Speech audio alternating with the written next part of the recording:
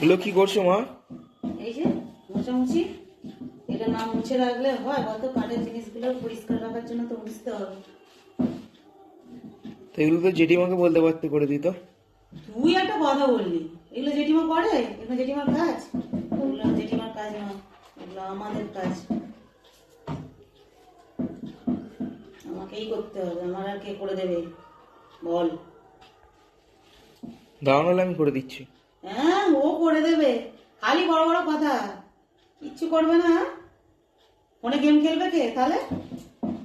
তুই যদি এই কাজগুলো করে দিস আমার, তাহলে গেম খেলবে কে? ও করে দেবে আমার এই কাজটা। কি অবস্থা ভাবা যায়?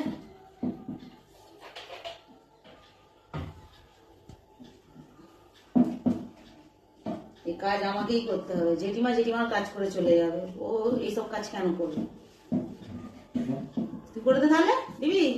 শুনেই বলেছিস, ওই তাতেই বুক ধরপড় করছে যে মাকে কি করে বলে ফেললাম। মা যদি এখন চেয়ারটা ছেড়ে দেয়, তাহলে তো এবার আমাকেই করতে হবে নাকি? ঠিক আছে, তাহলে তুমিই করো না। এইবারে ধাতে এসে গেছে, তাই তোমার কাছ তুমিই করে নাও মা জননী। আমি ভুল করে বললো ফেলেছি। তো সোজা নয় গো, তো সোজা নয়। এই যে খাঁজে খাঁজে ময়লাগুলো ঢুকেছে, এগুলো না পরিষ্কার করলে হয় বলতো? একদিন করে দেখবি কেমন লাগে, তারপর দিন থেকে আজ যেমন বলেছিস, আর তারপরে আর বলবিই না যে মা করে দিই আমি। বুঝতে পারলে?